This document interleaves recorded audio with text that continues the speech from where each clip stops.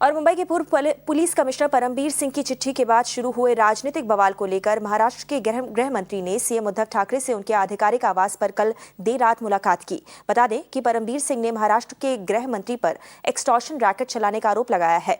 परमबीर सिंह ने यह भी कहा है कि राज्य के गृह मंत्री ने पुलिस को हर महीने 100 करोड़ रुपए इकट्ठा करने के लिए कहा है। चलिए सीधा लिए चलते हैं आपको दिल्ली, जहां पर संजय राउत इस वक्त मीडिया से बात कर रहे हैं। सुनते हैं उनका क्या कहना है।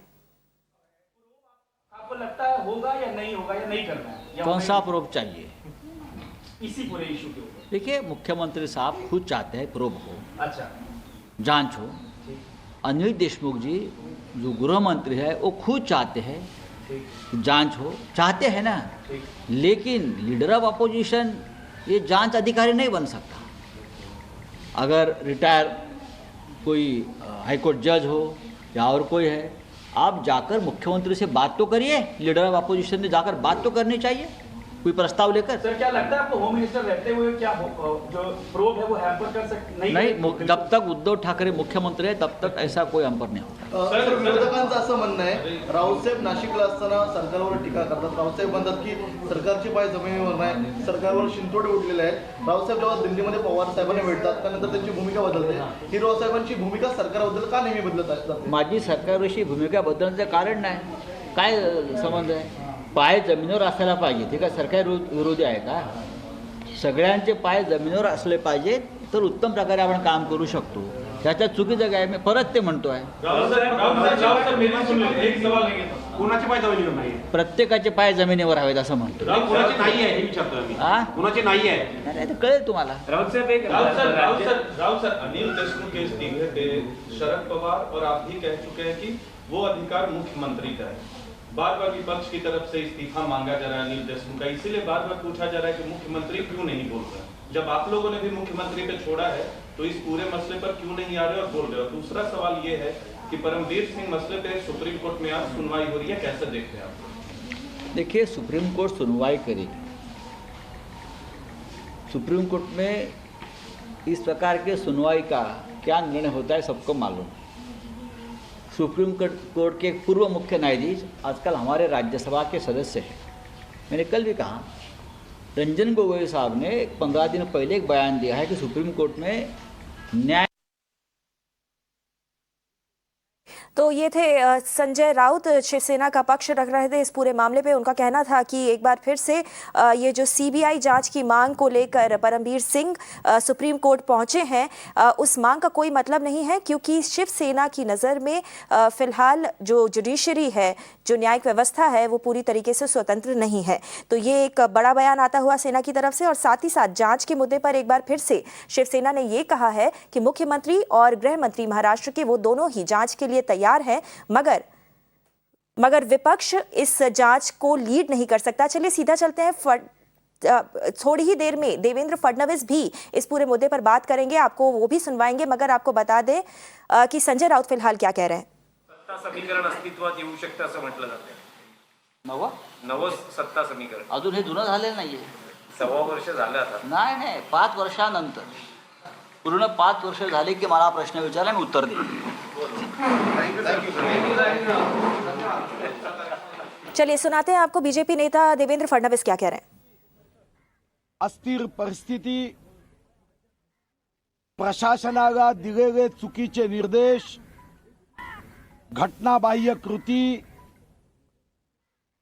केंद्र सरकारचे कायदे मानण्यासाठी दिलेला नकार, कोरोनाच्या संकटामध्ये जगामध्ये नियंत्रण करण्याचा प्रयत्न होत असताना इथं मात्र फक्त भाषण देऊन कोरोनाला बंदोबस्त करण्याचा असफल प्रयत्न, भ्रष्टाचार पराकोटीला पोहोचला, पोलीस विभागांना कायदा व सुव्यवस्थेचं संरक्षण करण्याच्या साठी वापरण्याच्या ऐवजी आपला पक्ष मजबूत करण्यासाठी भ्रष्टाचाराच्या माध्यमातून खंडणी वसूल करण्यासाठी वापरणे, असे 100च्या वरती प्रकरण आम्ही महामहिम राज्यपाल महोदयांना दिले। महामहिम राज्यपाल महोदयांना माननीय विरोधी पक्ष नेते देवेंद्र फडणवीसजींच्या नेतृत्वामध्ये आम्ही विनंती केली की या संदर्भातला अहवाल प्रशासनाकडून मागण्याची आवश्यकता आहे. माननीय मुख्यमंत्री महोदय हे राज्याचे वास्तविक प्रमुख आहेत, तर महामहिम राज्यपाल महोदय हे घटनात्मक प्रमुख आहेत. या घटनेच्या चौकटीत जर राज्य सरकार कृती करत नसेल, प्रशासन दबावात असेल, सत्तेचा आतंक मंत्रालय व प्रशासकीय अधिकाऱ्यांवर असेल, तर या दृष्टीने अहवाल घेण्याची आवश्यकता आहे. राज्य सरकार या कोरोनाच्या संकटात जनहिताची कामं करण्यामध्ये पूर्णपणे असफल ठरलं आहे. गोरगरीब दीनदुर्बल शोषित व्यक्ती हतबल झाला आहे आणि अशा प्रसंगात राज्य सरकारने आपले कार्य योग्य पद्धतीने सुचारू पद्धतीने करावे. भ्रष्टाचार मुक्त, भयमुक्त, भीतीमुक्त राज्य व्हावं या दृष्टीने या सरकारचे 100 असफल बिंदू हे आम्ही माननीय महामहिम राज्यपाल महोदयांना सादर केले आहे आणि या संदर्भात मुख्यमंत्र्यांना या संदर्भातला अहवाल माननीय राज्यपाल महोदयांनी मागवावा, मुख्य सचिवांना मागवावा आणि यासोबत आज अधिकाऱ्यांवर जो आतंक आहे त्यांना बदलीची भीती दाखवली जाते, कारवाईची भीती दाखवली. Maharashtra governor regarding the happenings in the state government, they're coming out and addressing the media. They're targeting the MVA government for their mismanagement of the COVID overall, and how the Maharashtra's MVA government is facing all the allegations regarding with the letter written by Parambir Singh, the former commissioner of police of Mumbai. Mungantiwar, the senior leader of Maharashtra BJP, is demanding action against the government. He's saying that the BJP government, basically he wants to say the MVA government in Maharashtra is not taking charge, and all the allegations against them are not being looked upon. So they made a representation to the governor asking him to take action against the MPA government. आता आम्ही या संदर्भात महामहिम राज्यपाल महोदयांनी हस्तक्षेप करण्याची आवश्यकता आहे हे माननीय विरोधी पक्ष नेत्यांनी Maharashtra is demanding the intervention of Maharashtra's governor Koshar into the whole episode, and they want the governor to take action, take cognizance of the happenings in Maharashtra. And Mungantiwar is claiming to have provided all the documents related to the case to the Maharashtra governor. आपल्याला कल्पना आहे की ज्या प्रकारच्या घटना गेल्या काही दिवसात बाहेर येत आहेत ही अत्यंत चिंताजनक आहेत आणि याच्यामध्ये सर्वाधिक चिंताजनक गोष्ट काही असेल तर या घटनांवर मुख्यमंत्र्यांचा मौन. एक शब्द माननीय मुख्यमंत्री या संदर्भात बोलत नाहीयेत. सन्माननीय पवार साहेबांनी 2 प्रेस घेतल्या, पण दुर्दैवाने झालेला प्रकार पाठीमागे घालण्याचाच प्रयत्न त्यांनी केला. काँग्रेस पार्टी ही तर अस्तित्वहीन दिसते. या संपूर्ण प्रकरणात त्यांची भूमिकाच नाही आहे. त्यांचे नेते दिल्लीत काहीतरी बोलतायत, इथे वेगळं बोलतायत. एकूणच या महाविकास आघाडी सरकार म्हणा का महावसुली आघाडी सरकार म्हणा, यांनी सगळी नैतिकता ही पूर्ण पायाखाली तुडवली आहे. केवळ सत्तेकरता या ठिकाणी हे सगळं काम चाललेलं आहे, त्याच्या पलीकडे काहीच नाही आहे. आणि माझा तर काँग्रेसला सवाल आहे की काँग्रेसने सांगितलं पाहिजे त्यांना किती हिस्सा आणि वाटा मिळतोय. ज्या प्रकारचं त्यांचं मौन आहे, त्यांना वाटा आणि हिस्सा किती आहे हे देखील आता या ठिकाणी आम्हाला समजलं पाहिजे. आणि म्हणूनच Maharashtra's Chief Minister Uddhav Thackeray should be commenting on the whole issue, but he has maintained a stoic silence, and as of now there is not a press statement issued from the CMO's office or the Chief Minister. राज्यपालांनी त्यांना बोलतं केलं पाहिजे. माननीय राज्यपालांनी त्यांच्याकडनं अहवाल घेतला पाहिजे. that the NCP chief Sharad Pawar, who has been trying to save the Maharashtra government, and also the Maharashtra's Home Minister, Mr. Anil Deshmukh, has been provided with wrong briefing and wrong details about the presence of Anil Deshmukh in Maharashtra or in Mumbai. अहवाल त्यांनी मागवावा याकरता आज आम्ही भेटलोय. करता हूं भाई Hindi. They have met the Maharashtra Governor Koshyari regarding the happenings in Maharashtra, and he has requested the governor to seek details of the case, of all the proceedings and all the investigations from the state government, and apprise the center about the happenings. पैसे की उगाही की घटना हो या transverse का racket हो, ये सारी घटनाएं दुखदाई है, आश्चर्यचकित और अचंभित करने वाली इस प्रकार की ये सारी घटनाएं महाराष्ट्र में हो रही है. किंतु इसमें सबसे आश्चर्य की बात अगर कोई है तो वो है मुख्यमंत्री जी का मौन.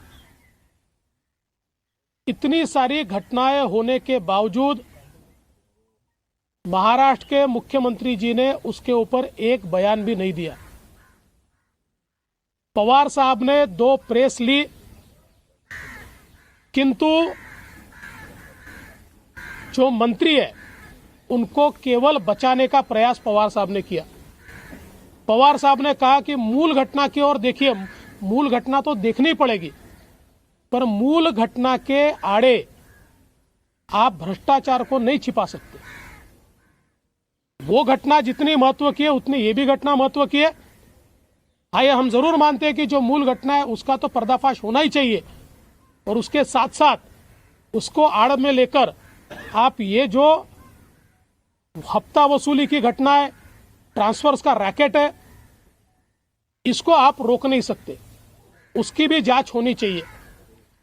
और इस सरकार में कहीं पर भी नैतिकता नहीं दिखाई पड़ती, क्योंकि इतना बड़ा रैकेट बाहर आने के बाद जिन्होंने बाहर लाया उन पर तो कार्रवाई की गई, लेकिन जिन्होंने रैकेट किया उनके ऊपर कोई कार्रवाई नहीं है, और कार्रवाई की बात भी नहीं है. उसके ऊपर हम कोई कार्रवाई करेंगे इस प्रकार की चर्चा भी नहीं है. और इस महावसूली सरकार में कांग्रेस पार्टी का क्या अस्तित्व है हमको तो समझ में नहीं आता. पर यह ध्यान में आता है कि शायद ये जो हफ्ता वसूली हो रही है इसमें बड़ा हिस्सा उनको भी शायद मिल रहा होगा, इसलिए वो मौन है, वो कुछ कह नहीं रही है. और इसलिए हम उनको भी पूछना चाहते हैं कि भाई आप भी बता दीजिए कि आपकी जितनी सत्ता में हिस्सेदारी, क्या उतनी हफ्ते में हिस्सेदारी है? कुल मिलाकर इस सरकार ने पूरी तरीके से नैतिकता को छोड़ दिया है, लोकतंत्र को छोड़ दिया है, और मनमानी हम सरकार चलाएंगे, हफ्ता भी वसूल करेंगे, ट्रांसफर का रैकेट भी करेंगे. और ये सारी चीजें होते हुए कोरोना की ओर तो इस सरकार का ध्यान ही नहीं है. जिस प्रकार से कोरोना की केसेस महाराष्ट्र में बढ़ रही है, देश का एपिसेंटर कोरोना बना है, और मैं समझ नहीं पाता कि महाराष्ट्र में इतना कोरोना क्यों बढ़ रहा है. सरकार इस पे क्या करती है? क्या सरकार ने इस पर उपाय किया है? मुझे लगता है ये भाषण देने की बात नहीं है, एक्ट करने की बात है. और इसलिए राज्यपाल जी को हमने ये कहा है, हमारे सुधीर भाऊ मुनगंटीवार जी ने 100 घटनाएं राज्यपाल जी के ध्यान में लाकर दी है कि जिसमें सरकार ने संवैधानिक जिम्मेवारी का पालन नहीं किया है.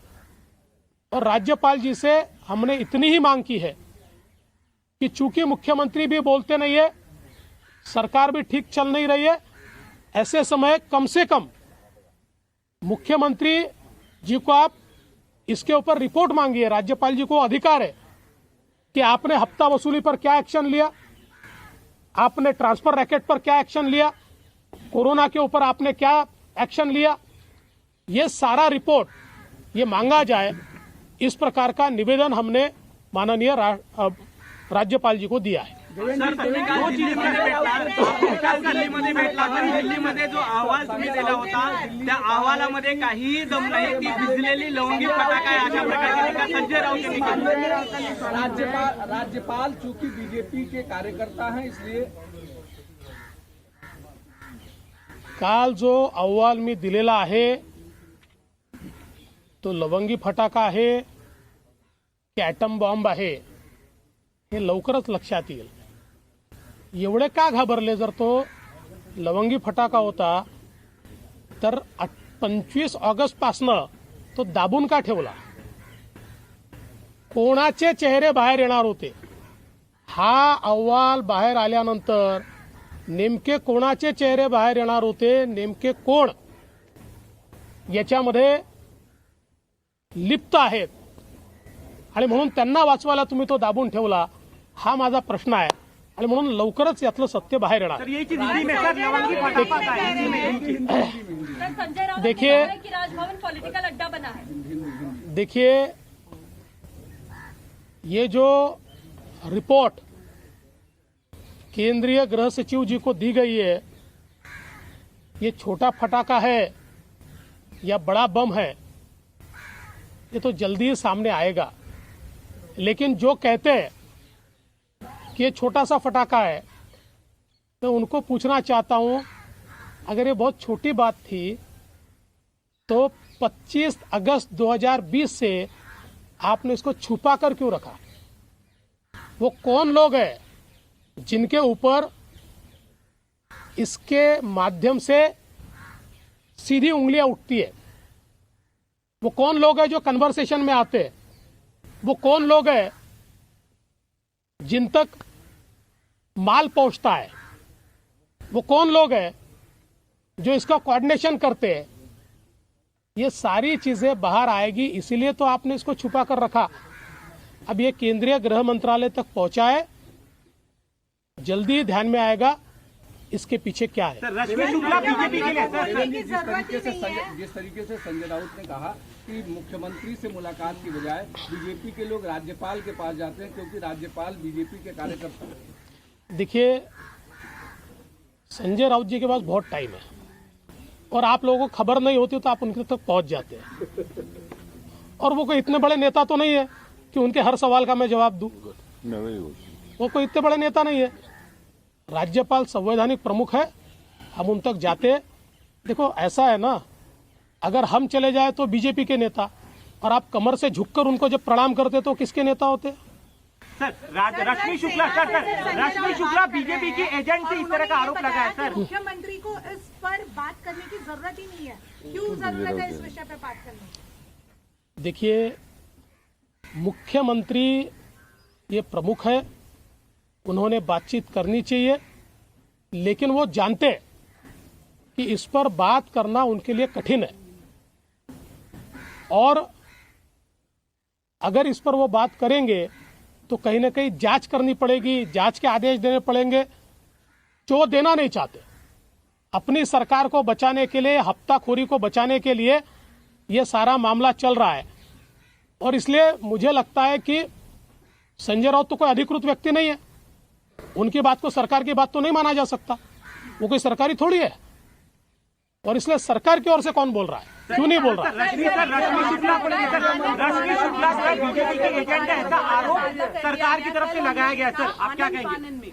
देखिए कोई अधिकारी अगर सच कहे तो बीजेपी का एजेंट, और हफ्ता वसूल करके दे तो क्या शिवसेना का एजेंट?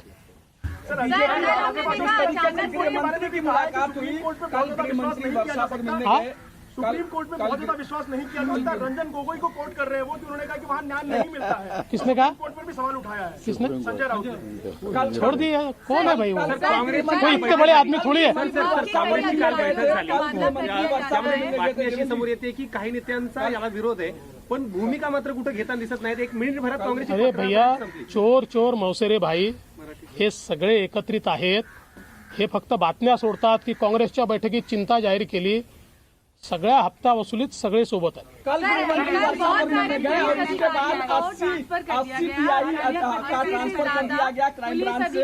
कल ये थे बीजेपी नेता देवेंद्र फडणवीस एक बार फिर से उद्धव सरकार पर निशाना साधते हुए ये पूछते हुए कि आखिर इस पूरे के पूरे मामले में जिसमें कि देशमुख घिरे हुए हैं उस पर अभी तक जांच क्यों नहीं बैठाई गई है और साथ ही साथ मुख्यमंत्री अभी तक चुप क्यों है.